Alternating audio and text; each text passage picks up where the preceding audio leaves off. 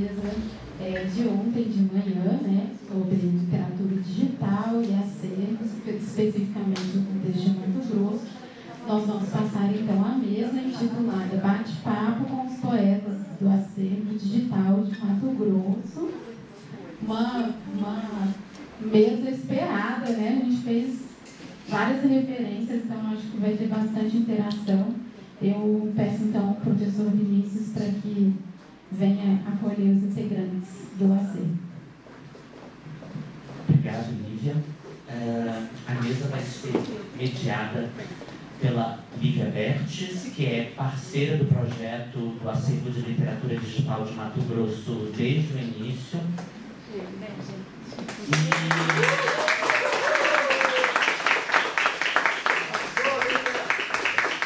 Que é nossa agitadora cultural, conhecedora da cena de artistas e de poetas de Mato Grosso, então um parceiro fundamental para que o projeto tenha a cara que ele tem hoje.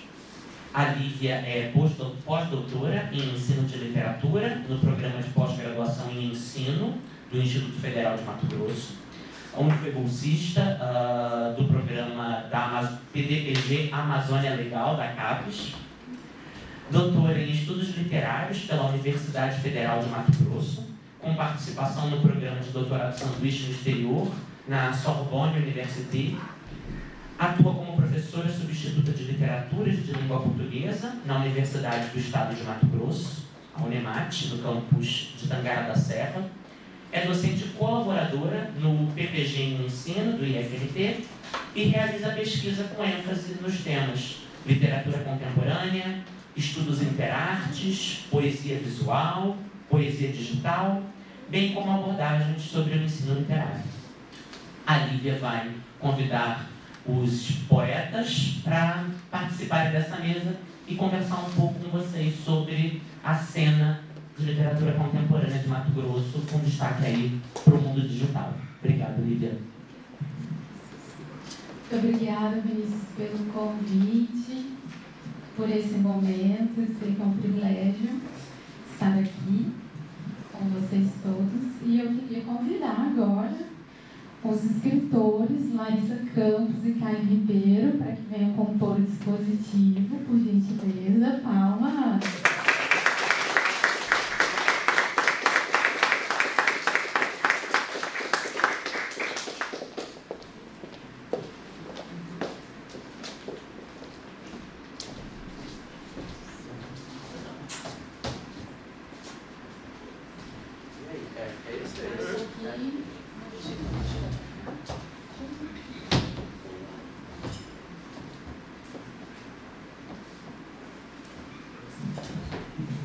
Bom, antes da gente iniciar a apresentação dos nossos convidados, a gente gostaria de agradecer a presença de vocês. A gente sabe que às vezes, né, não estar nos nossos trabalhos é complexo, sobretudo no dia, na parte da manhã, então nós agradecemos imensamente a disponibilidade de vocês.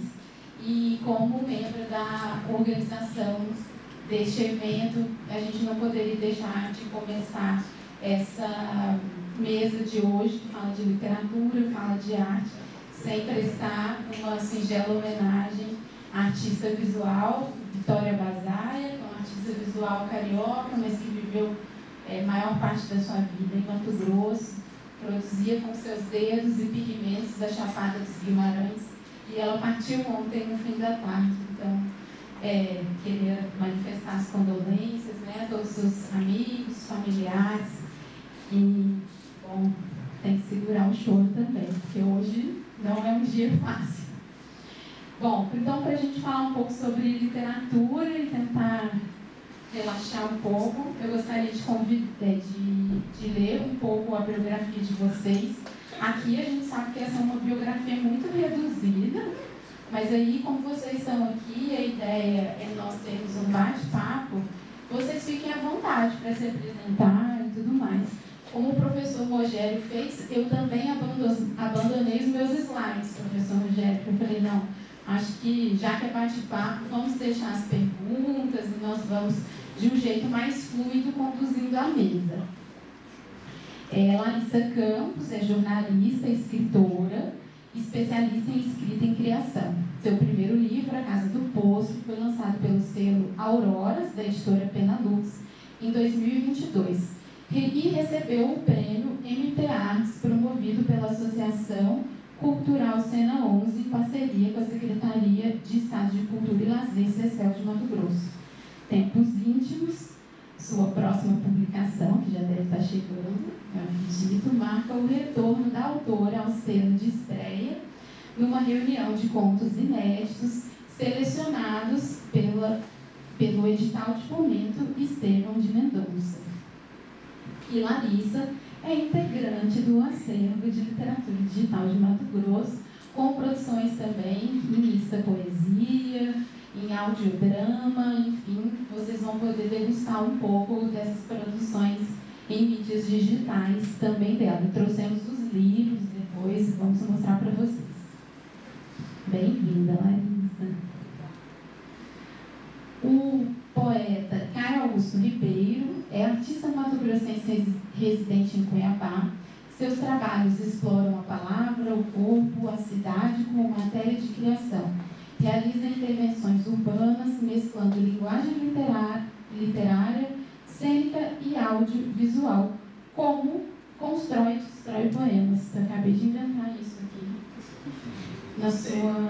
na sua mini-bio. Tá? Bom, o Caio também tem alguns livros publicados. O Caio é artista visual, trabalha com audiovisual, com teatro, trabalha com audiovisual, com teatro, enfim, com muitas intervenções estéticas, eu acho que talvez até escapem aí as definições clássicas, e ele também é membro do acervo de literatura digital em algumas frentes, inclusive na frente dos jogos, que eu também pretendo te perguntar para que você mostre um pouco para a gente essas produções. Então, bem-vindo, muito obrigada. Então, gente, como eu me inspirei no Rogério, deletei os meus slides, eu vou fazer o seguinte, enquanto os autores falam um pouco para a gente sobre o que é e como é produzir no estado do Mato Grosso, um estado gigantesco, muito diverso e muito isolado dos grandes centros, e enquanto eles vão comentando com a gente sobre essas questões, eu vou fazer uma ligação de internet aqui e vou ficar de secretária de vocês, caso vocês precisem. Abra lá no meu Instagram, aí a gente pode ver isso e a gente vai conduzindo assim, pode ser? Como é produzir no estado de Mato Grosso? Às vezes até tem temas específicos. Por favor.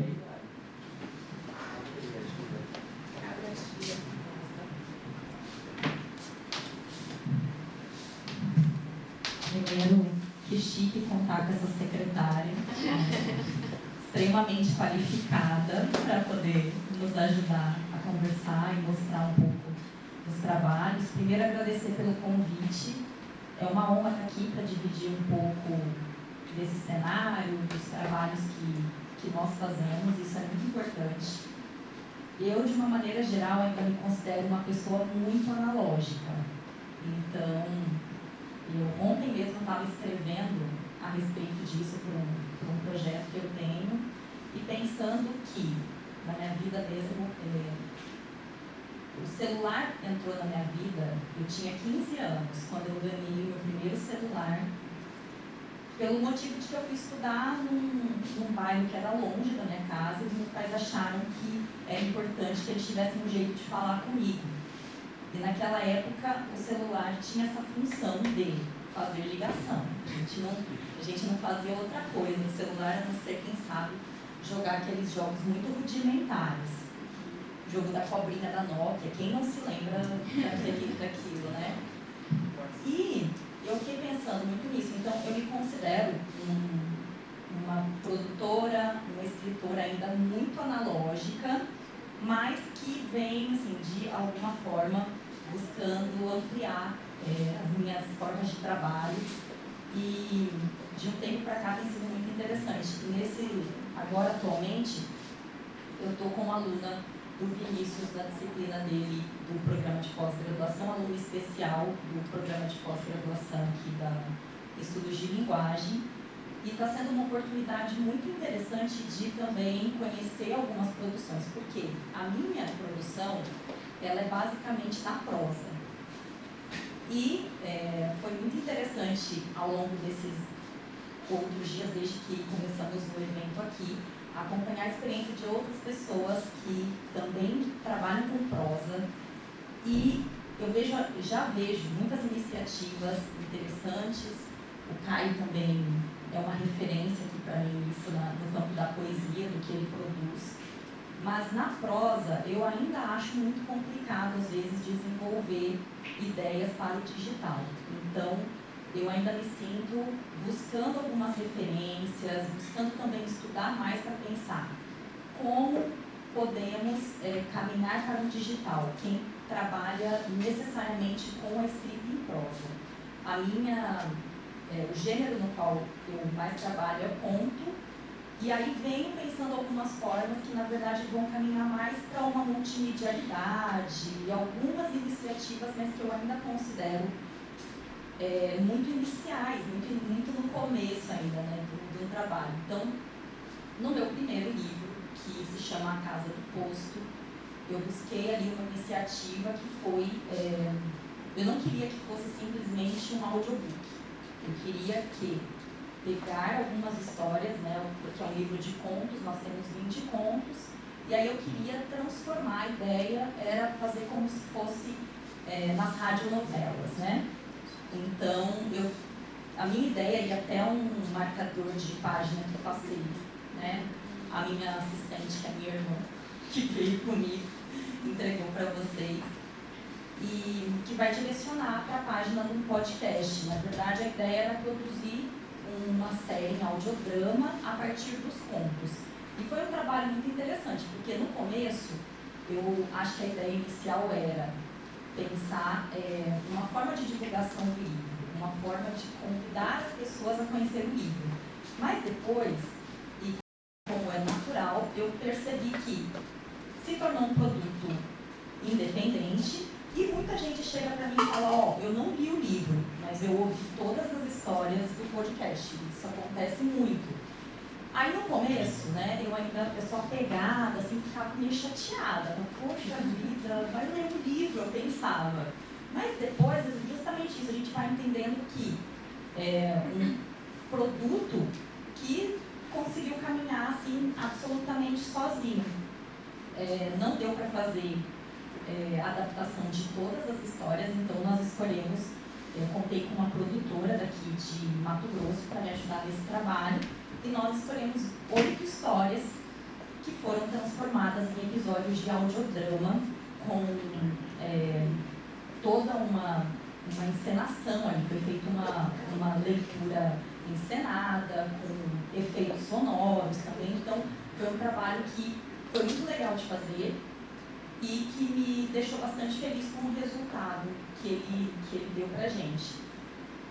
Quando eu falo que infelizmente não foi possível fazer do livro como um todo, né, porque esse tipo de trabalho ainda é caro de fazer, então exigir, por exemplo, contratação de atores para fazer casting, cada história ali tinha atores específicos para fazer cada personagem. Então, por isso acaba sendo um trabalho que exige também um investimento, e a gente fez do que foi possível naquele momento. Mas, enfim, foi uma forma que eu encontrei de fazer ali, de criar um outro caminho para esse livro, para que não fosse apenas, não se restringisse só ao suporte livro. Mas, no meu processo, eu ainda me considero, como eu falei, muito analógica, porque o meu processo de criação ainda é muito pautado na relação da caneta com o papel, escrever à mão. Acho que a maioria daquilo que eu escrevo nasce nos meus blocos, nos meus cadernos ainda de anotação, depois vão ali para o computador, onde geralmente eu edito, reescrevo. Mas eu tenho também feito esse trabalho de pensar quando eu vou produzir, eu sempre, nesse processo todo, já ia produzindo pensando em qual suporte, né? Onde eu vou disponibilizar essa história que eu estou escrevendo. E muitas vezes a gente vai pensando no livro, pensando em suportes mais tradicionais, digamos assim. Então, também tenho procurado, e as aulas do Vinícius têm me ajudado muito nesse sentido, a pensar outros caminhos para a produção. Eu sinto que aqui em Mato Grosso a gente ainda tem um cenário tímido nesse campo da literatura digital. Então, no que se refere, por exemplo, à produção, eu vejo muita coisa, né? Eu também já fiz algumas experiências nesse sentido de poesia no Instagram, pegar algumas poesias ali, fazer alguns experimentos. E sinto que as pessoas geralmente gostam bastante, é uma coisa que tem uma perspectiva boa para o público, eles gostam, mas neste momento me encontro pensando mais em formas de fortalecer a divulgação da prosa mesmo, né? Já desenvolvi alguns trabalhos, mas a maioria ali pautado em misturar fotografia com texto, e eu acho que os meios que a gente tem, eles possibilitam mais. A gente também pode encontrar outras formas de caminhar.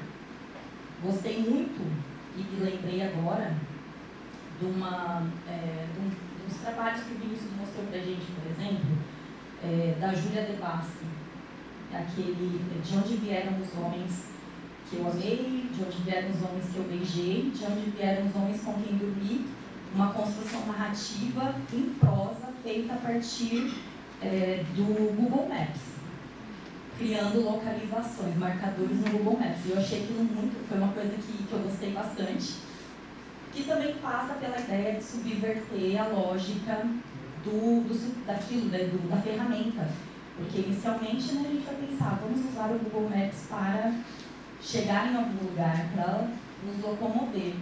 E eu acho importante a gente também, um trabalho que acho fundamental, pensar como a gente pode subverter essas ferramentas. E a Júlia, no caso, utilizou ali localizações, né, marcações no Google Maps para contar histórias que eu acho que conseguem chegar para a gente de uma maneira muito legal, numa leitura que é muito fluida, que parte assim, total de uma não linearidade, é uma experiência, eu quanto leitora gostei bastante dessa experiência. Acho que é um pouco por aí, e aí a gente vai enfim, comentando outras coisas também. Bom dia, é muito bom ver umas carinhas conhecidas aqui, estou muito feliz de estar aqui, obrigado pelo convite. Queria, antes de tudo, fazer uma confissão aqui. Desde que eu fui convidado a participar do acervo, foi quando eu comecei a me questionar sobre ser ou não ser um poeta digital. Eu nunca tinha me feito essa pergunta. E não tenho uma resposta ainda, mas eu tenho muitas pistas sobre possíveis conclusões que dá para se tomar. Quando eu comecei a escrever, não foi em Cuiabá, foi lá em Rondonópolis, onde eu nasci quando eu era só uma criança. E eu escrevia, mas eu não sabia escrever. Então eu sabia que a minha prima, que era 2 anos mais velha, fazia letra cursiva. Então eu simulava histórias em quadrinho desenhadas, e como eu não sabia fazer cursiva, eu fazia vários M's, assim, várias ondas, simulando o curso desse traço. E engraçado que essa coisa tão analógica só despertou em mim quando eu comecei a procurar o digital. Então eu procurava o digital, não achava só o analógico, as primeiras experiências. Eu lembro quando eu cheguei na minha avó com um monte de gibi da Turma da Mônica e falei assim: vó, me ensina a ler, eu preciso entender isso. Minha avó, que cuidava de mim à tarde, falava: mas bem, eu não consigo te ensinar a ler, nem sei ler direito, como que eu vou ensinar você a ler? Então eu ficava tendo que interpretar aqueles balõezinhos e aquelas letras, e fui quase que me alfabetizando imageticamente. Então, sem letras, mas com imagens. Aí quando eu mudo para Cuiabá, eu vou lá para o Liceu Cuiabano, eu começo a fazer fanzines.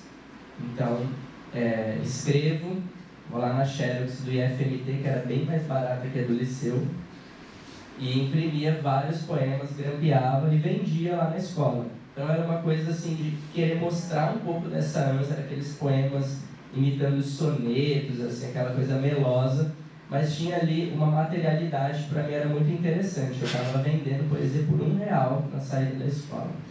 Gastava mais para fazer do que injetava na minha micro poesia individual ali no meu meio.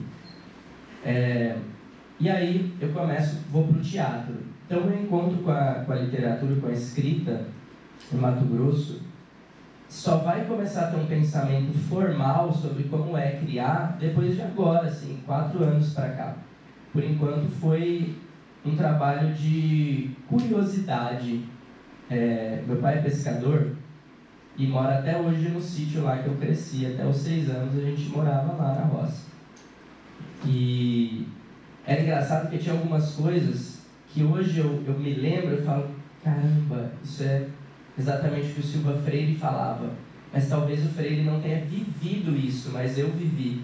Quando meu pai ia extrair, por exemplo, copaíba da árvore ou qualquer outro tipo de seiva, ele fazia um corte na árvore inteira, depois ele fazia vários cortes menores ao lado, e aquilo começava a espirrar. E depois de grande, eu vi isso em Silva Freire, e eu falava, nossa, mas isso para mim não está no campo do estranho familiar, isso está no campo do familiar, isso era feito na propriedade que o meu pai tinha. Ou a cena assustadora de infância, quando minha mãe estava me ensinando como limpar uma galinha e abriu ela, tinham várias bolinhas dentro dela, e eu fiquei olhando aquelas bolinhas alaranjadas, assim, melecadas, e ela falou, esses aqui são os ovinhos que não nasceram. E aí isso me trouxe um certo assombro, mas era um assombro familiar, então não podia me assustar muito. Mas essa imagem, esses círculos, essas esferas de vida que não nasceram, me acompanharam também dentro da construção dessas formas. Então, se eu fosse falar como é criar, né? De Silva Freire a Manuel de Barros, a gente tem um universo gigantesco que vai tentar falar dessa infância, desses grafismos daqui, né? A pedra canga lá no Silva Freire, a folha de caju. Mas aí só quando eu começo a escrever mesmo, depois que eu vou para o teatro, para o cinema, em 2017, então eu sou super novo na literatura formal, eu publico O Colecionador de Tempestades, e tinha uma primeira pesquisa visual. E na época eu tinha conhecido a Marília Beatriz, até um Fragmentos da Alma Mato Grossense ali da Entrelinhas, tem esse, acho que esse primeiro aí tem um... Ela não tem, mas acho que ela apresenta, ela faz alguma coisa nesse livro aí. E ela tinha me mostrado o Vladimir Dias Pino e o Silva Freire.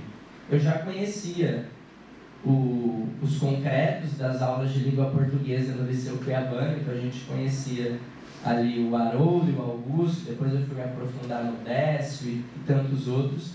E essa curiosidade de jovem mesmo, em 2017 a gente estava no 2º ano de faculdade de Ciências Sociais, então minha trajetória ela é toda, não tem nada a ver assim, com nada, né? Venho da roça, aí vou para o teatro, aí faço Ciências Sociais, Antropologia e começo poesia visual. Então eu fui sendo curioso dentro das formas que me cabiam. Eu acho que ser escritor, ainda mais poeta, aqui é um pouco dessa curiosidade, porque os espaços mais formais para a gente encontrar o conhecimento, o estudo, um lugar como esse, eles ainda são talvez códigos por decifrar, assim, eles acontecem diluídos, escondidos, assim. Eu sei que a gente queria que isso aqui estivesse sendo transmitido na Arena Pantanal, com a cidade inteira assistindo, mas são essas joias brutas que a gente conhece alguém que te convida para um seminário, que te apresenta um autor. É quase que procurar uma sociedade secreta, assim. Então acho que encontrar o conhecimento formal deixa tudo mais precioso. Eu tive a graça de encontrar a Lívia, então isso resolveu metade dos meus problemas, porque eu tenho referência sempre, Vinícius também. Mas eu queria falar mais dessa informalidade, dessas imagens que me atravessam. E aí eu me lembro que na adolescência eu tinha 8 blogs. Aí eu falei, achei o digital na minha vida. Desde os 15 anos eu tinha blogs. Eu criava um blog só de decepção amorosa. Aí uns que era poema, outros que era prosa, e tinha um que era ótimo o nome, acho que até existe, se você tentar aí, talvez você consiga até achar. Chamava Narciso Desviante. Porque eu estava naquela coisa Caetano Veloso, Narciso, e estava começando a ler na faculdade um texto do Norbert Elias, se eu não me engano, que era Os Outsiders e os Estabelecidos. E aí o outsider foi traduzido como desviante. E eu sempre gostei muito das palavras com des. Então, na minha adolescência, eu tenho um caderno escrito à mão. Será que tem ainda? Nossa, vai ter cada coisa horrível ali. Acho que é .blogspot.com. Nossa, será que ainda existe? E aí, um caderno só com palavras com des. Eu anotei mais de 100 palavras com des, porque era uma fixação por uma experimentação. Eu lembro, Lívia, que uma vez no SESC você me chamou para fazer uma oficina, e lembra que eu passei... Era um trabalho só que podia só escrever com des. Sim. Então, às vezes me chamavam para dar oficina, e como eu não tinha formação em nada, eu fazia uma brincadeira gigante, assim, as pessoas acreditavam e iam jogando comigo e brincando comigo também. Então, acho que esse espaço da informalidade é uma característica que eu consegui trazê-la para mim. Eu acho que eu consegui incorporar essa informalidade, essa curiosidade poética por imagens, por experimentações. E aí reconheço que quando eu cheguei nesse ambiente mais formal, de me entender como um pesquisador, como alguém que lê, eu tive uma série de dificuldades também para encontrar as coisas. Graças a Deus, eu acho que eu me juntei às pessoas certas, que conseguem me fornecer originais. A Casa Silva Freire, que é onde olha o núcleo que eu coordeno hoje na Casa Silva Freire. E para mim é uma vitória, que é um núcleo de experimentação poética, Silva Freire Máquina. Então, consegui vender para um espaço formal um núcleo que experimenta o Silva Freire como máquina, como um construto que a gente entra dentro e cria imagens e não fica só preso à obra do que ele escreveu, talvez até dando continuidade. Aí, Marília, nossa, isso aqui é aqui. Quando eu estava numa onda, há muito tempo atrás, eu e Marília, enfim, né? Que a gente colava lambi-lambi. Colava lambi-lambi aqui no IL. Então o IL era repleto desses nomes. E aí, onde que está o digital, né? Às vezes a gente não podia se encontrar, eu mandava uma frase para ela no WhatsApp, ela mandava outra, eu já montava o poema e a gente imprimia e juntos a gente colava pela UFMT, pelas cidades, colava umas placas de sinalização, assim, às vezes desvio à direita. Eu lembro que a gente estava no carro, Marília falou assim, vamos colar naquele desvio. A gente colocou em cima de uma placa, até um crime fazer isso. Mas era desvio, a gente cometeu algum desvio de conduta, pelo menos. Eu lembro que nesse mesmo dia, indo estacionar ali, a Marília, ela estava com 75 anos, bateu a pontinha, a frente do carro, assim, na parede. Eu falei, Marília, ela olhou, só estou dando um beijinho na parede. Então, acho que ela está na ponta da língua, né? O beijo também está na ponta da língua. Então, acho que essa experimentação tão importante para mim, da curiosidade, de nunca ter a pretensão de ter escrito um livro ou alguma coisa assim, e mais de brincar, assim, a vida como um jogo gigantesco de palavras e de imagens, é uma marca que eu consigo observar formalmente em alguns poetas daqui, assim, especialmente o Dias Pino, o Silva Freire, quando foram para o Rio. Aí, esse aqui é um poema que foi inspirado nas linhas de direção do Vladimir Dias Pino, mas ele traz uma outra imagem. Ele não traz a ave, mas ele traz o dualismo da borboleta e da lagarta, né, que tem dentro de uma mesma célula, partindo de um princípio. Olha aí, ó, da onde saiu esse poema? Eu li Vladimir Dias Pino e falei assim, quero fazer a ave, só que do meu jeito. Então, se ele escolher um animal, eu vou escolher um inseto. Então, não tem nada, uma construção formal. Às vezes é quase um desafio que eu me coloco. E aí, eu fui pesquisar e um amigo meu chamado Pedro tinha me falado sobre os discos imaginais, que são células dentro de uma lagarta, que ficam dentro do DNA dela, que já existem desde a concepção dela, mas o DNA não acessa essas células. Somente, aí quem me explicou essa outra parte foi a Ruth Albernaz, uma artista visual. Quando ela come muito, chega um momento que a lagarta dispara a comer copiosamente, como se não houvesse amanhã. Ela rompe esses discos imaginais dentro dela, vira um casulo, e esse disco libera um material genético que cola no DNA dela, e cada disco é par de asa, par de antena, par de patas. Então, dentro da lagarta, geneticamente, já existe uma borboleta dentro de um disco imaginal. Eu ficava, nossa, imaginal. Olha que palavra mais... Olha como a biologia tem poesia também. E aí veio esse poema aqui. Então, a minha construção ela é muito de uma curiosidade, de um desafio. Assim, eu adoro quando o Vinícius pediu para eu fazer um poema aqui lá no acervo. Eu criei uma página no Google Drive, porque às vezes eu estava com os meus alunos, eu dou aula de literatura, ensino médio, e aí, às vezes eu passava um trabalho e via eles editando em tempo real. Então aparecia assim, koala anônimo no Google, camundongo anônimo, cada um era uma cor.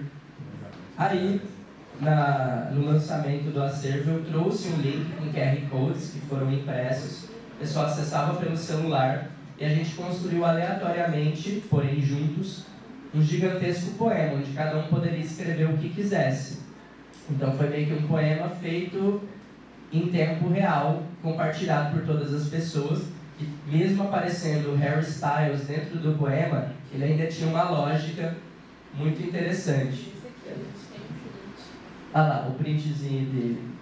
Então começou assim, uma coisa roteiro, né? Suspiro, cena 1. Interior noite, auditório do IEB.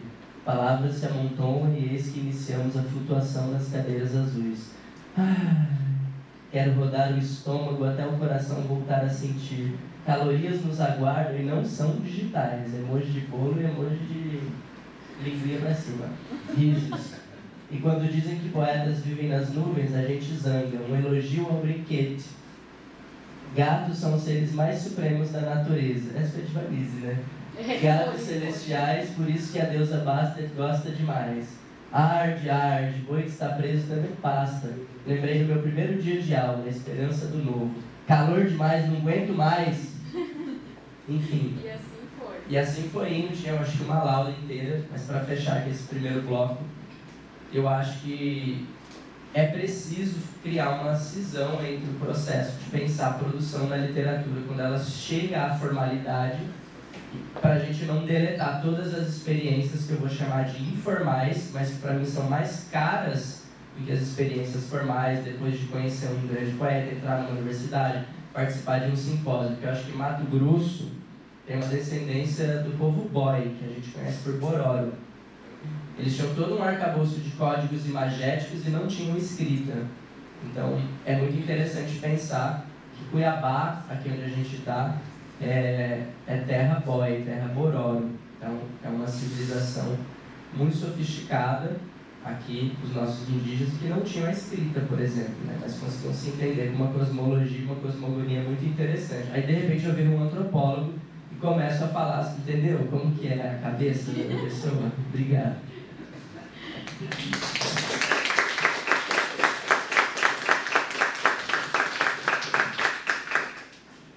Bom, gente, a gente passou para vocês 3 encaixes, enquanto o Caio falava, que é sobre o movimento intensivista, né, do qual o Vladimir Dias Pino e também o Silva Freire, enfim, produziram, refletiram criticamente, e são alguns registros que a gente tem de uma biblioteca digital. Então, para vocês conhecerem um pouco esse trabalho, lembrando que o intensivismo teve a sua primeira publicação em 1953, né? Então a gente já vê traços.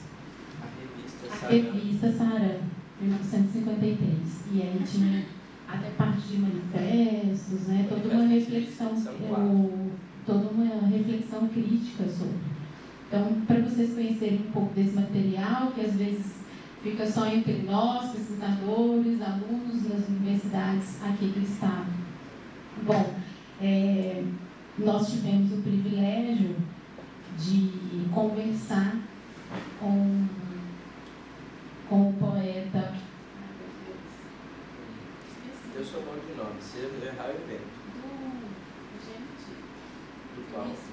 Você entrevistou ele? O André Valias. André Valias.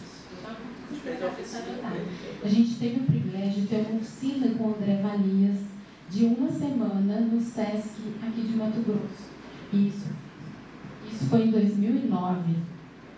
E aí, na época, eu assumi a pasta de literatura do SESC por 6 meses. Depois tivemos muitos problemas. Depois tivemos muitos problemas. Mas,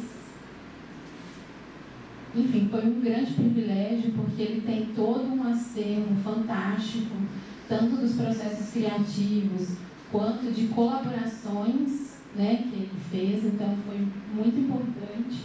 E Cuiabá foi a última cidade que ele passou dentro de um projeto do SESC chamado Arte da Palavra.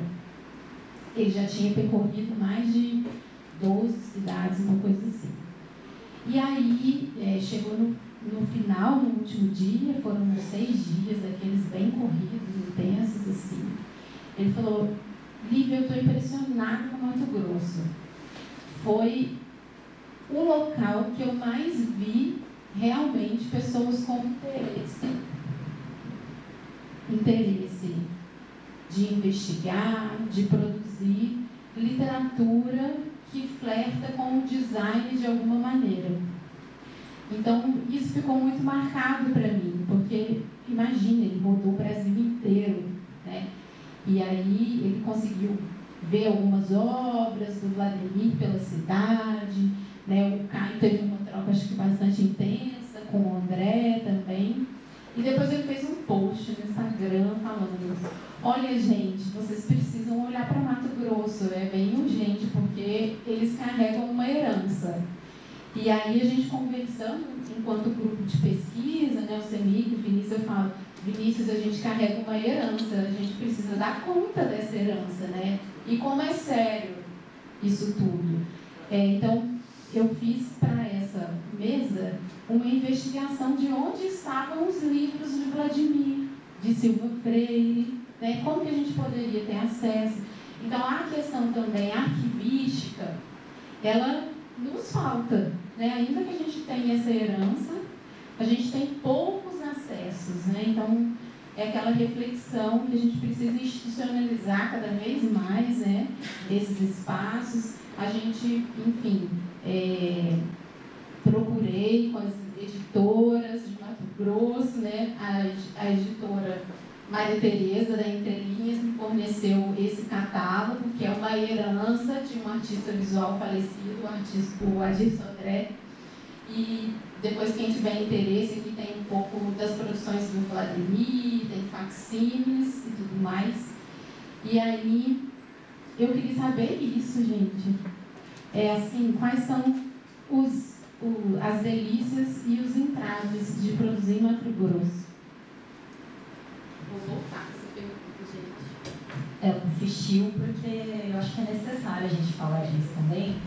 Primeiro, voltando no que o Caio falou, eu acho muito interessante quando, na verdade, esse resgate que você faz também da obra do Silva Freire, do Vladimir Dias Pino, porque é o seguinte: esses dias me mandaram no Instagram uma postagem que reunia os principais, a ideia era principais livros de literatura de cada estado do Brasil. Não sei se vocês viram isso.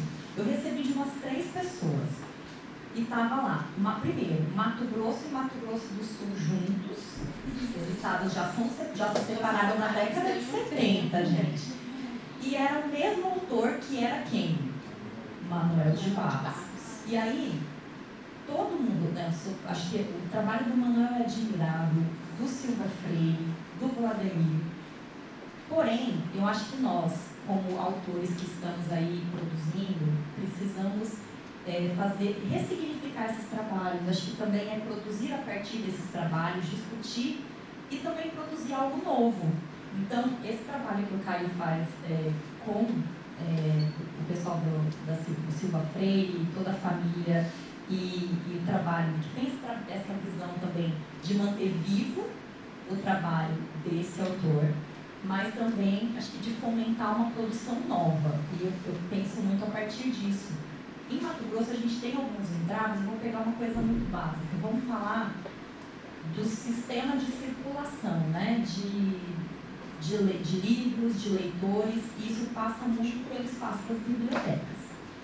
Estou desenvolvendo um trabalho agora por um edital do governo, e nós somos obrigados a desenvolver trabalhos em bibliotecas do sistema de bibliotecas públicas do governo do estado.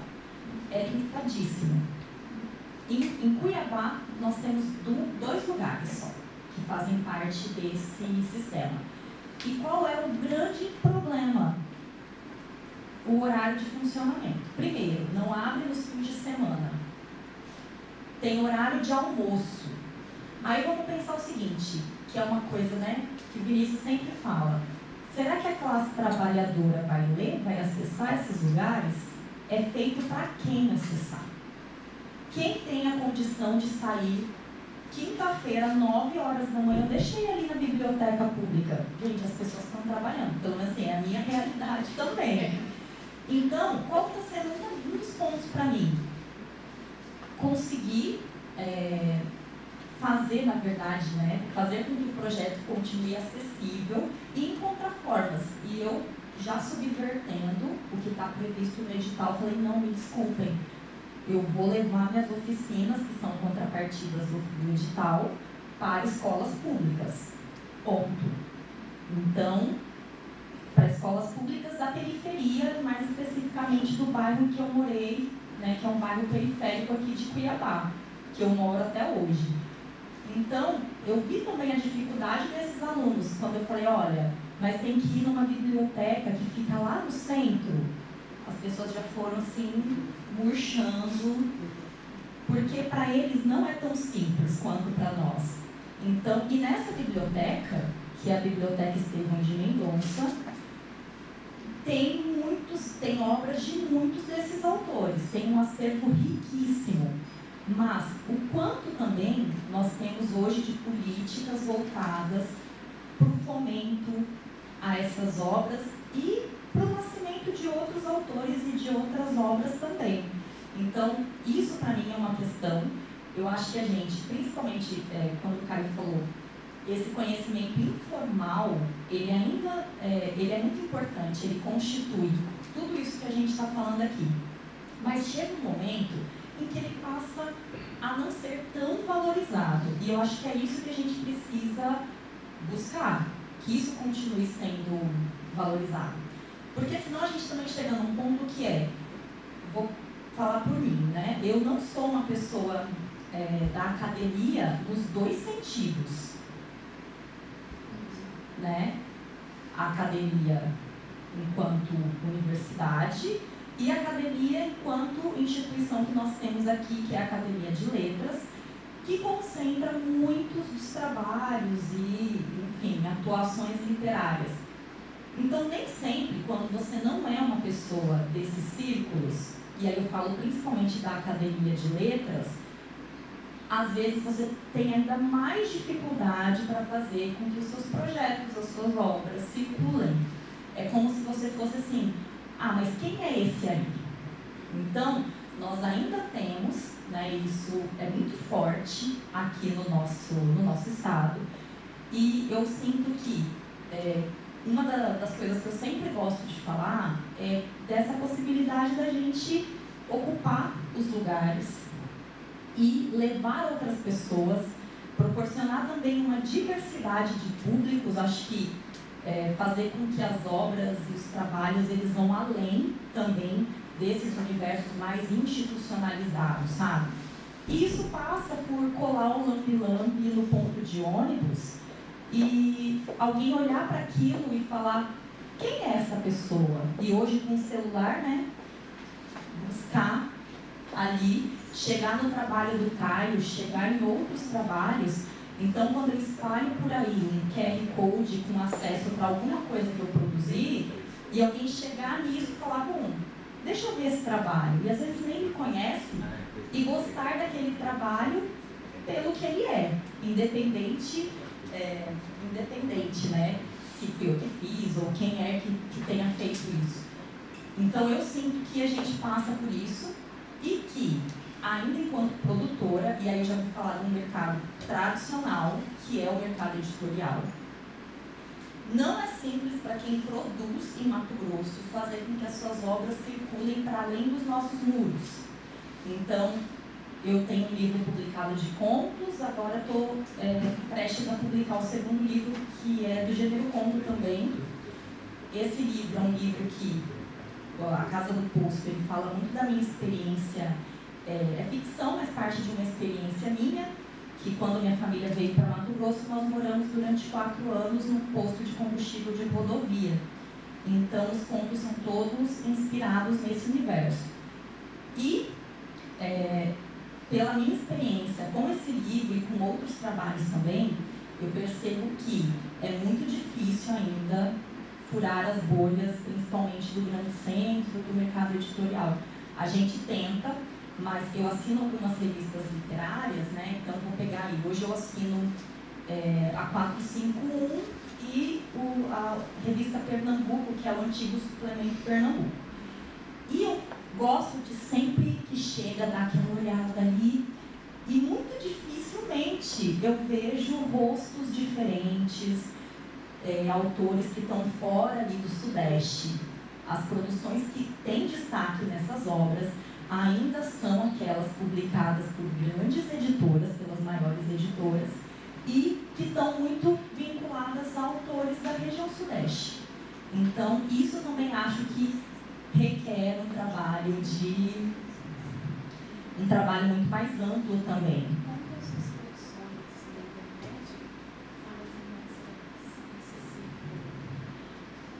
Hoje, a gente tem essa possibilidade, então a internet, ela coloca a nossa cara para um público que muitas vezes, há anos atrás, não teria a possibilidade de alcançar o nosso trabalho. Então isso eu acho que é uma questão hoje muito importante, e não tem como não olhar para isso. Então, agora trabalhando na produção do novo livro, que é um livro de contos ilustrado, com 24 ilustrações de uma autora que é daqui, que é uma moça que mora em Santo Antônio de Neverger, cresceu no Pantanal e que também faz um trabalho muito, muito bonito. Eu tenho percebido, assim, na hora de produzir material para divulgar esse livro, né, a gente faz uma análise desses meios, seja o Instagram, TikTok. Então, às vezes, minha resistência com TikTok, não, vamos ter que ir para o TikTok também. Não com dancinha, eu acho que eu ainda não consigo. Mas a gente está trabalhando também na produção de conteúdo para o TikTok. Por quê? Porque hoje são mecanismos que fazem o nosso trabalho circular e ser visto. Talvez não chegue para quem está ali, né, para os críticos mais renomados ou para as pessoas, talvez ainda que não vão acabar desconsiderando muito do que é feito fora de São Paulo, do Rio e outros lugares ali mais centrais do nosso país, mas chega muita gente. Então hoje, enquanto produtora, enquanto escritora, eu consigo fazer o meu livro alcançar uma quantidade muito grande de pessoas. E também com um trabalho que eu acho que a gente que é escritor, né, falando mais especificamente de quem é escritor, também precisa ir além um pouco da lógica só de converter um livro para e-book e achar que isso já é estar no digital. E aí eu vejo muitas iniciativas que são dessa forma. Mas meu livro é um e-book, meu livro está em e-book, olha lá na Amazon.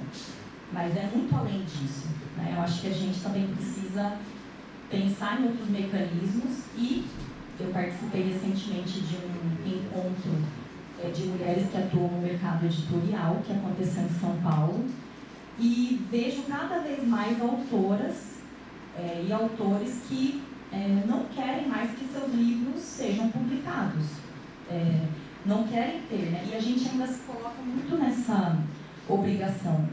Eu vou para um evento, nossa, eu tenho que levar livros, eu tenho que ter o que mostrar.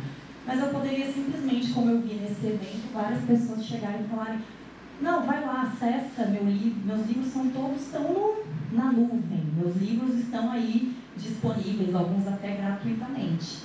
Então eu percebo que a gente tem também ainda essa coisa meio arraigada com o livro, e para o mercado, porque é um mercado, a gente não pode deixar de pensar nisso também, focar no livro, né, digital é interessante, mas não é só porque as editoras estão olhando para esse mercado. Significa o que também? Que eles deixam de gastar com muitos insumos, porque não é barato você imprimir um livro. Pelo contrário, está muito caro, é muito caro. Então, a realidade é essa. E quando você também passa a direcionar isso para uma atenção que, na verdade, se destina aí ao mercado que está de olho cada vez mais no digital, você pensa exatamente o quê? Para a editora, enquanto empresa. Bom, vou focar na produção dos e-books porque eu não vou ter que gastar com papel, com isso, com um monte de coisa. Então, também tem essa visão, mas eu acho que eu ainda vejo na literatura mais tradicional, muito atrelada, muito ligada a essa questão do livro digital, né? E do impresso e o digital como um plus. Maravilha, só para acrescentar que a Larissa, ela também faz algumas produções no Instagram, a gente poderia chamá-la de Insta Poeta. Não sei como que vai ser essa reação, né, Caio? Ai, gente, eu não sei se eu sou Insta Poeta ou não. E aí nós, como pesquisadores, estamos, pelo amor de Deus, não tira nada do seu Instagram, porque senão vai acabar com a nossa pesquisa, né? A questão da opção docência, ela é real. E o Caio, são as crises. O Caio, não, outro dia mesmo eu já ia tirar os impulsos poemas lá, eu não aguento mais. Ele, não faz isso, por favor. Então, dá aquele desespero do digital de sumir tudo, né? A gente tem... Isso que a Lívia falou, eu me lembrei, não sei se vocês acompanham, tem um podcast que eu gosto muito que chama Rádio Novelo Apresenta. O episódio dessa semana se chama Minha Obra, Minhas Regras, que fala sobre poesia de Instagram. Então, eu recomendo que vocês escutem, porque conta a experiência de um escritor chamado Moacir Fio, que um dia, numa conversa com outros escritores, eles estavam falando especificamente da Rupi Kaur, e aí, nessa conversa, eles falaram, ele falou, é muito fácil ter esse sucesso na rede social. E aí ficou aquele climão, e ele se propôs, ele falou, vou me desafiar a criar um perfil para ter um alcance e bombar como poeta de Instagram. E aí ele faz isso sem divulgar quem ele é, então é um perfil de uma pessoa ali, de um escritor anônimo, e começa a fazer essas postagens. Mas ele parte de uma ideia de que seja tudo muito simples. Ele fala, que ele não gastava mais de 10 minutos para escrever cada poesia que ele colocava ali. Ele não fazia assim, não colocava muitos filtros enquanto produtor, né? E as imagens também eram muito simples e tal. E, de fato, depois de um tempo, ele começa a ter uma repercussão na rede. E aí as pessoas vão atrás dele para falar assim, nossa, mandando inbox, né? Relatos do quanto aquelas obras tinham sido importantes e tal. E ele começa a entrar numa crise total com isso. Porque ele fala, gente, eu estou escrevendo isso num desafio, numa zoeira aqui de amigos, e as pessoas estão me levando muito a sério. E aí vocês escutem lá para ver como é que termina esse momento de crise dele lá. Acho que é muito bacana. Eu até tinha separado esse poema, e algo que a gente viu como muito recorrente na Insta Poesia do Mato Grosso, de uma certa forma, era o uso de algumas plataformas, como por exemplo o Canva para produção, e depois ia eventualmente para o próprio feed do Instagram. Alguns produtores também faziam no bloco de notas. A Larissa tem um exemplo desse, daqui a pouco vou pegar, o bloco de notas do celular já fazia uma fotografia do bloco de notas e essa fotografia era remediada para as redes sociais. Então, a gente viu esse processo com muita frequência, né, nisso. Assim, como um processo recorrente. Então, a gente sabe que, de uma certa forma, essas produções se assemelham a uma prática mais para o diário, já que é um bloco de notas no celular, mas são produções digitais, né, que foram produzidas em um bloco de notas aí dentro do celular, né? Então, a gente vê esses processos como muito interessantes. Esse eu acho que foi Canva, né, Lara? Você usou, então a gente também, em um ciclo de várias publicações de artigos que nós fizemos sobre o acervo, a professora Divanise Carbonier, que também é escritora aqui em Mato Grosso, ela fala: o sonho da minha vida era ter acesso a um programa barato como o Canva é, e eu faço absolutamente tudo com esse mecanismo. Então, ela também publica nas redes sociais, né, de formas variadas, faz o uso do chat GPT, de outras IAs também. E aí, Caio, eu queria que você comentasse um pouco sobre as suas experimentações no digital. E a gente abre para as perguntas. Vou só fazer uma colocação sobre a coisa anterior ali que ela falou. Bem, eu acho que a melhor maneira para encontrar esses arquivos, esses acervos, é conhecer e ficar amigo das pessoas que possuem essas obras, assim, a ponto de, num momento de loucura e devaneio, ela mostrar para você e aceitar, emprestar para você levar para casa. Comigo funciona muito bem. Pressupõe que é uma preciosidade. Eu tenho um micro acervo do Vladimir e do Silva Freire, e para algumas pessoas eu deixo elas irem na minha casa mexer. Isso já é bastante. Ia dizer uma outra coisa, que não só livros, o Vladimir fez vários cartazes, vários pôsteres também que desapareceram, assim, tem muito pouco. Então tem outros materiais gráficos também interessantes. Mas vamos lá para o digital.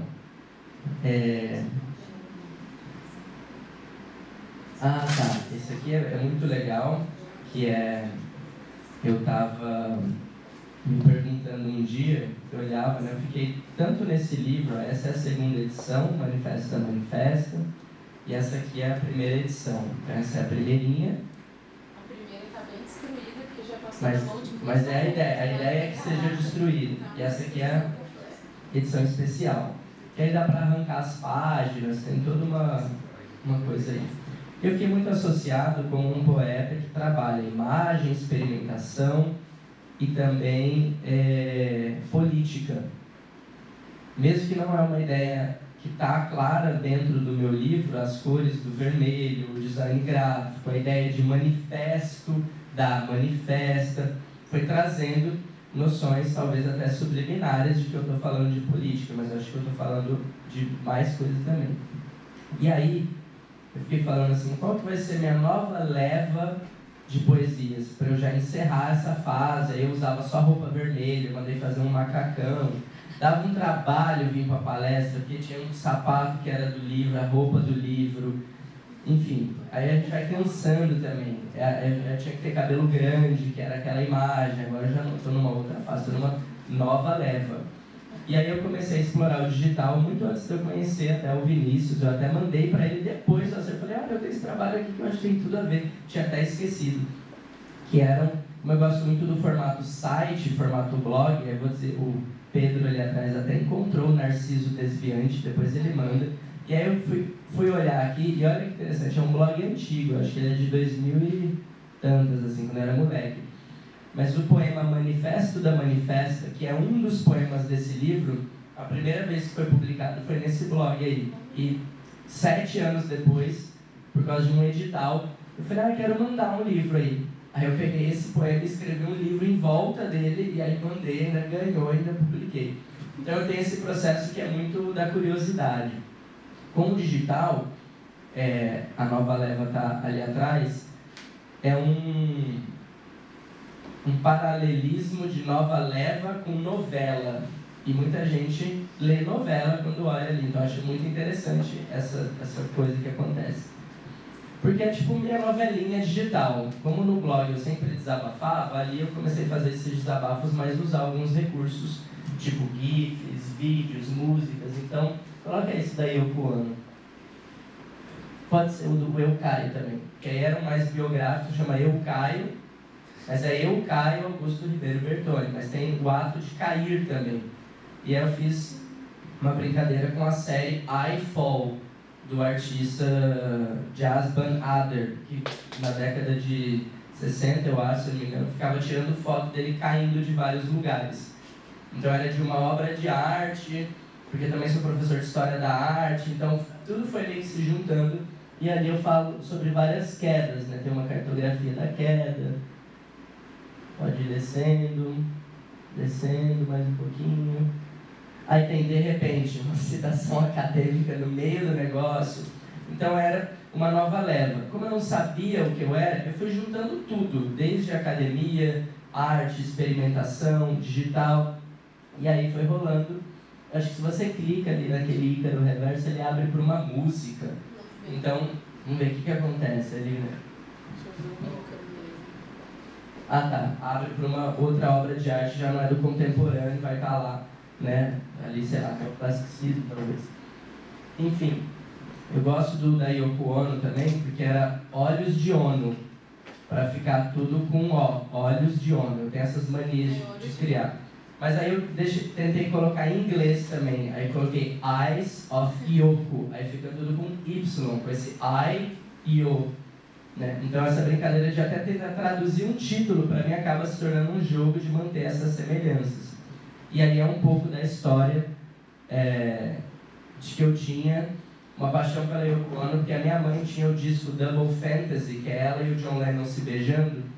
E ela escreveu no disco, assim, o nome dela, onde está o rosto da Yoko Ono, Avelina, e onde está o John Lennon, o apelido do meu pai, que é Deva. Então, esse símbolo sempre teve um lugar especial para mim, essa imagem do rosto da Yoko Ono com o nome da minha mãe. Eu sempre fui muito apaixonado pela Yoko Ono desde criança. Eu lembro que minha mãe colocava os discos dela, né, a Yoko Ono eventualmente gritando lá, fazendo aquelas experimentações. Meu irmão falava: ah, mas essa mulher só grita. E eu ficava fascinado, assim, tipo, ela tá gritando, ela não tá cantando, ela tá gritando. Pode gritar na música, então eu não sabia que podia gritar na música. Ela é uma mulher pequenininha lá, fazendo todo mundo ficar em silêncio para ouvir os gritos dela. Para mim isso era muito poderoso, eu era moleque. Então, eu fiz esse ensaio para Yoko Ono. Eu tenho outros ensaios, mas eu arquivei ali. Era sobre o José Leonilson, que é um artista que eu gosto muito, onde eu falo sobre solidão. Mas eu acho que ficou íntimo demais, aí eu já estava contando coisa demais. Decidi parar. Então era diário, era academia, uso bastante as IAs, todas as inteligências artificiais. Vocês pensarem, agora eu já usei. Sou um grande entusiasta, adoro trabalhar com as inteligências artificiais. O que é engraçado, porque o meu trabalho de poema e poesia é como se eu tivesse desenvolvido uma inteligência artificial analógica. Eu pego livros, recorto todas as linhas desses livros e vou rearranjando elas aleatoriamente para ir criando poemas ou argumentos para eu desenvolver depois. Então, parte do princípio é quase um chat GPT, só que você tem que recortar todas as frases para colocar dentro dele. Aí ficam umas coisinhas mais ou menos assim. Então, eu gosto muito, acho que talvez eu não seja um insta-poeta, mas talvez eu seja um poeta instantâneo, que eu acho que é da onde vem um pouco a palavra do instante, ou do instante. Eu gosto de ter uma motivação para criar, não faço criações muito longas, gosto de estar sempre mudando, de estar sempre explorando, e transito, acho que muito bem. Hoje, talvez eu consiga dizer que eu estou me vendo mais como um poeta digital. Acho que eu tenho uma produção digital bacana, que surpreende até eu mesmo, porque eu acho que estar familiarizado com a internet é algo... por exemplo, quando eu fazia os cursos que eu colocava o QR Code e entrava dentro do meu site para um poema. Isso é digital, né? Mas para mim eu estava fazendo arte urbana. Então acho que essa coisa formal dos conceitos confundia até eu mesmo, assim, porque eu queria ser da cidade, da rua, não queria ser do digital. O digital é coisa de quem tem preguiça. Aí eu fui entendendo que, na verdade, não. Não tem nada a ver com isso. Acho que até quando foi lançar o acervo, até agradeci, dizendo assim, olha, eu pensava que eu era um grandíssimo poeta visual, porque eu usava o Illustrator, o InDesign, programas pagos. E eu fui vendo o Canva, bloco de notas, falei, nossa, como eu estava vaidoso, né? Como eu precisava até de mais humildade para entender que não tenho. Não é porque eu uso o Canva, e hoje eu uso o Canva, tá? Inclusive pago lá aquela assinatura, já faz tudo para mim. Meus slides aí, pessoal do Notre Dame, tá tudo feito lá no Canva. Enfim, então para dizer que eu acho que eu sou entusiasta, sim, das inteligências artificiais, e que o poema pede o que ele quer. Ele pede ou analógico ou digital.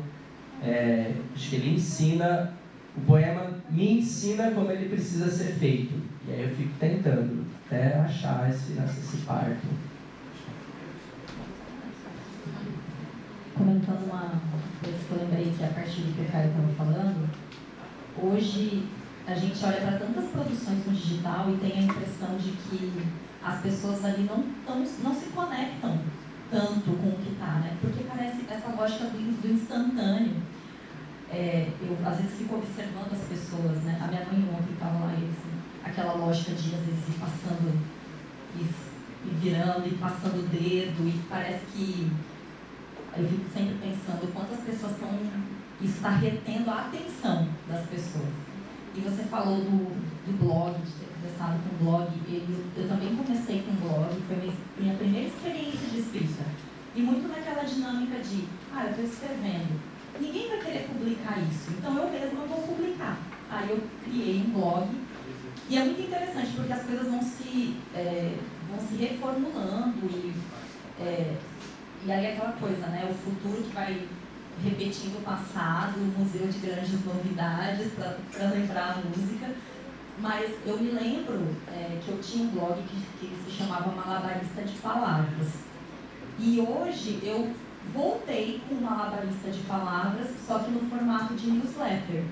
Então hoje eu tenho uma newsletter no Substack, malabaristadepalavras.substack.com, em que eu publico ali as minhas coisas que são mais instantâneas, né? Essa coisa de, que não é muito editado, aquilo que simplesmente eu coloco. E aí nesse movimento tem coisas ali que são reais, mas, por exemplo, já produzi imagens com inteligência artificial, que estão ali. Porque às vezes eu tenho uma foto que ilustra aquilo, mas às vezes eu não tenho. E aí eu falo, então eu vou produzir, vou criar essa foto a partir de inteligência artificial. Então, também tem essa coisa, né? Eu resgatei o blog. Na verdade, foi isso. Com essa nova roupagem de newsletter, que eu acho interessante, eu assino muitas. E é um movimento muito legal quando chega no meu e-mail, na minha caixa de entrada, e eu faço aquele movimento de, inclusive, ir lá pegar encher uma xícara de café, sentar e falar, deixa eu ler aqui a newsletter dessa pessoa, daquela, enfim, e me traz uma sensação de intimidade, que eu sentia muito no blog, quando alguém ia lá, comentava aquilo que eu tinha escrito e tal, e aí eu vou contando também algumas histórias da minha relação com autores, com a escrita também. Então a gente vai também resgatando as coisas que a gente fazia antes e dando uma nova cara para elas, né? Bom, então acho que a gente poderia falar muitas horas aqui. A gente, quando entra numa conversa, é difícil sair, mas pelo caminhar das horas, gostaria de abrir então para pelo menos uma ou duas interações. Queria pedir para vir aqui à frente, por favor.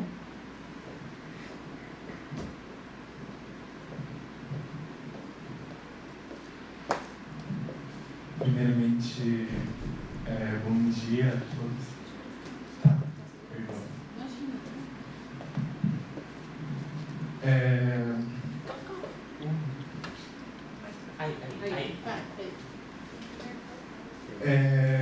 Bom, atualmente eu faço letras aqui na UF, sou aspirante a escritor também, faço teatro, enfim. E já tem algum tempo que eu tenho pensado em relação à literatura, à escrita. O que é escrita, o que é literatura? Então, eu anotei no meu bloco de notas uma pergunta ali atrás e eu gostaria de deixar para os três responderem, se preferirem. Vocês acreditam que a escrita se dá através da análise e exploração do mundo, ou histórias de vidas também são literatura?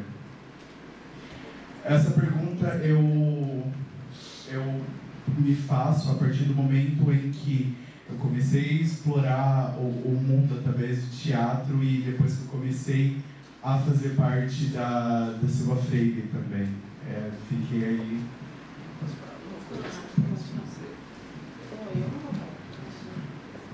Pedro, essa pergunta é muito interessante e eu tenho uma definição muito cara para mim e eu adoro responder essa pergunta. Para mim, a escrita é apenas um mecanismo de comunicação que pode existir em vários idiomas, em vários tempos, com vários códigos. Quando eu estava fazendo dança contemporânea, um cara chamado Clodoaldo, que é um bailarino da série daqui, falou assim: a dança, onde que está o texto na dança? Porque eu era do teatro, eu precisava da palavra. Ele falou assim: a palavra na dança é a dramaturgia do gesto. Então o gesto é a escrita da dança. Então, respondendo isso, com certeza histórias de vida podem ser muito mais do que literatura. Elas podem inclusive ser dança, ser teatro, ser cinema, não ser nada, não ser tudo. Eu acho que a escrita é só um código, e como diria o Vladimir Dias Pino, o mais cruel já inventado pela humanidade, ele vai matar a fantasia da imagem, né? Você vai aprisionar ela nas letras. Eu concordo com o que o Caio falou, acho que as histórias de vida, elas também me nutrem muito. Então, eu venho do jornalismo, e muita gente fala para mim assim: ah, mas você não acha que o jornalismo te atrapalha? Eu escuto muito essa pergunta. Enquanto escritora, enquanto uma pessoa que produz literatura, e eu sempre digo que, durante todo o tempo, eu trabalho como jornalista desde 2010, foi o ano que eu me formei aqui na UFMT, e desde então, até hoje, eu vou sair daqui e vou para o meu trabalho, que é como jornalista, que é o que paga as minhas contas. E nesses anos todos, eu trabalhei em jornal, em TV, em site, assessoria de imprensa, enfim, já fiz muitos trabalhos. E tudo isso foi me dando ali uma bagagem de histórias, que às vezes é isso, é o tempo que a gente dedica para escutar uma pessoa, para escutar a vivência de alguém, e muitas vezes de pessoas que às vezes a sociedade não quer escutar. E eu acredito que as melhores histórias que eu já contei, elas vieram desses momentos de escuta de outras pessoas. Durante um tempo, eu fiz um trabalho de voluntariado com pessoas em situação de rua, e no meu livro novo tem um conto que é inspirado numa pessoa, é algo totalmente, até o nome da pessoa é o nome real da pessoa. E é inspirado num trabalho assim, de escuta que eu fiz com uma pessoa em situação de rua. E eu vejo que foi muito diferente do que se eu nunca na minha vida tivesse conversado com alguém nessa situação. Aquilo, na minha opinião, me permitiu escrever algo em que eu vi muito mais essência ali do que se fosse simplesmente, deixa eu escrever alguma coisa aqui e pronto. Então, essas experiências, eu acho que esse exercício, eu gosto muito de pensar nisso, na escrita, como também um exercício de parar, que é uma coisa que não é tão simples no nosso cotidiano corrido, e se propor a escutar as experiências. E aí, nisso, com certeza, as vivências e as experiências de vida de outras pessoas e nossas podem ser uma fonte inesgotável para a nossa criatividade. Bom, acho que ainda temos aí para uma pergunta. Regiane, por favor.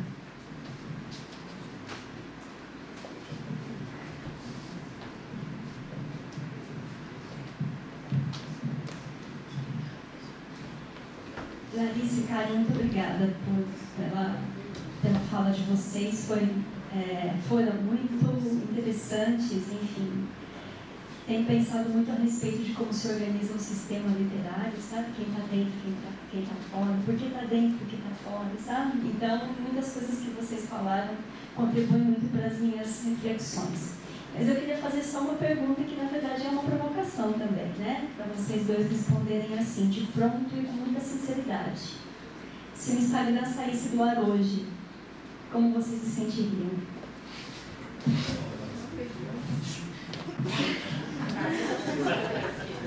É tudo que eu mais queria, assim. Eu estou para puxar o gatilho, mas preferia que alguém puxasse e eu só aproveitasse. A minha relação com o Instagram é muito conflituosa. Se eu dissesse para vocês que eu tenho 4 perfis no Instagram, para tentar conciliar tudo, talvez por ter Mercúrio em Virgem, eu não consigo ficar misturando muitas coisas. Eu já sou muito misturado. Eu tenho de professor, tenho de artista, aí tem um que é só para quem tem, sabe quem que é e ninguém mais sabe. Aí tem outro só para projetos, aí tem o da revista, aí tem o do jogo, enfim, são várias contas. Eu não acredito, de verdade, eu tentei, acho que eu já falei isso para a Lívia, que uma vez eu me coloquei em experimento para ver quantos livros eu conseguia vender se eu anunciava no Instagram e quantos livros eu conseguia vender se eu só fosse para os eventos, para as palestras. O Instagram é uma piada em comparação a organizar um lançamento, conversar com as pessoas, porque você se enriquece muito mais. Às vezes eu tenho que conversar 1 hora para vender o livro, mas essa conversa ela foi maravilhosa na minha vida.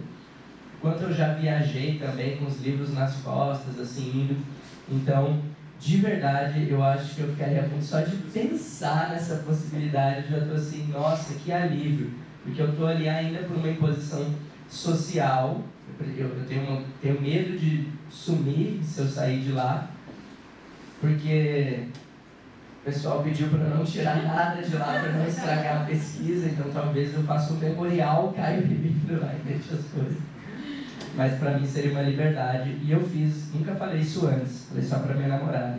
Em até 5 anos eu não terei mais redes sociais. Eu vou sair completamente do Instagram, vou ficar só com o WhatsApp e o site.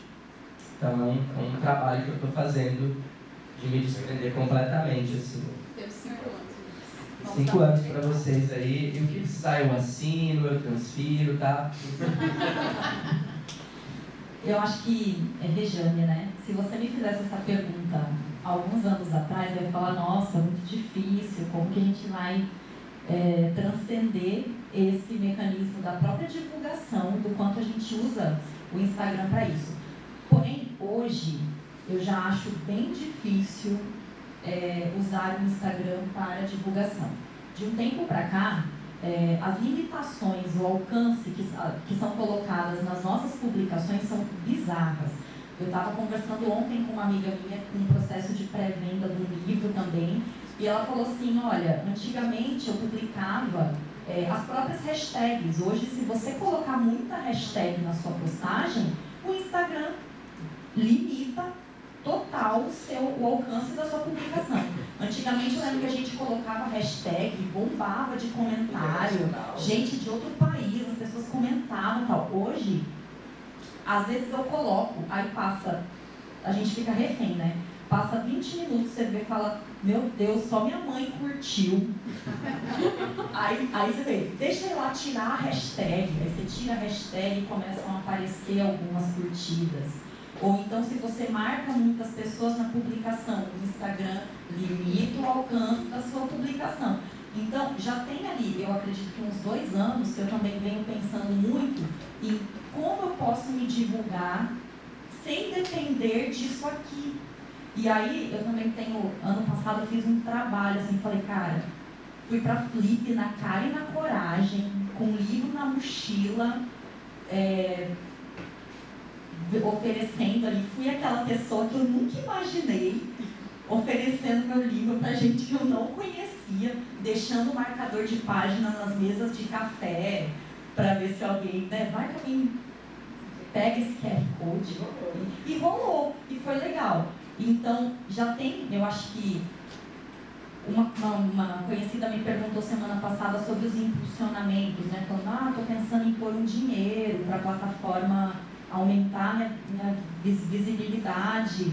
E aí, o que eu escuto muito é, na medida que você põe dinheiro, depois, quando você para de colocar, a plataforma te anula. Porque ele entende que você tem dinheiro para pôr aqui. Então, continue colocando seu dinheiro para a gente continuar expandindo as suas publicações.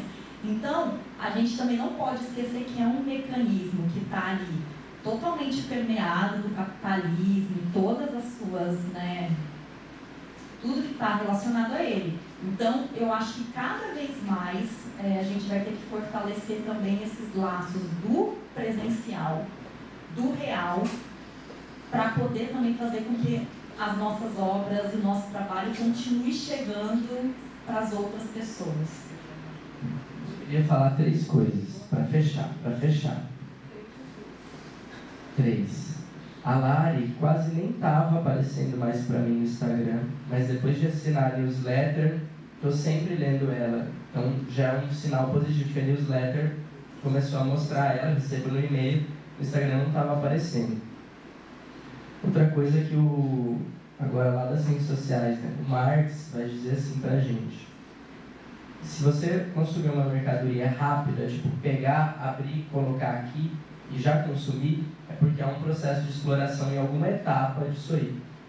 Se você consegue só postar algo e ele ganhar acesso, é porque alguém está sendo explorado nesse processo. E talvez seja você, já que a gente não paga para usar a plataforma, talvez nós somos a mercadoria, né? A gente fica se anunciando um para o outro. E tem uma frase de uma música do Arnaldo Antunes que eu acho que sintetiza imageticamente, é uma imagem que me assombra muito, que é céu contra o muro. Eu gosto muito dessa... Tem uma música que ele fala outras imagens, mas céu contra o muro. Eu acho que isso que a Lari falou é uma luta do céu contra o muro, assim. Essa coisa que limita e essa coisa que é infinita e tem várias coisas e tal. Certinho, 3 coisas. Obrigado.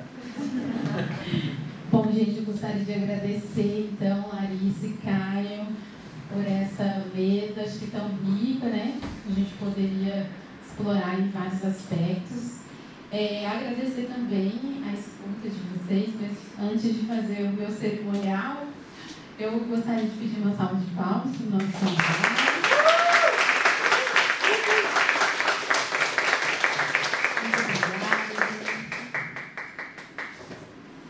Bom, então, agradecer mais uma vez a presença, agradecer também ao professor Rogério pela conferência na parte da manhã.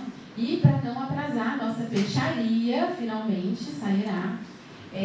Nós voltamos então às 14 horas com as sessões de comunicação, às 16 com a conferência da professora Cláudia, e depois a gente vai ter o lançamento de livro, o coffee break e a nossa última apresentação artística com a professora Carolina.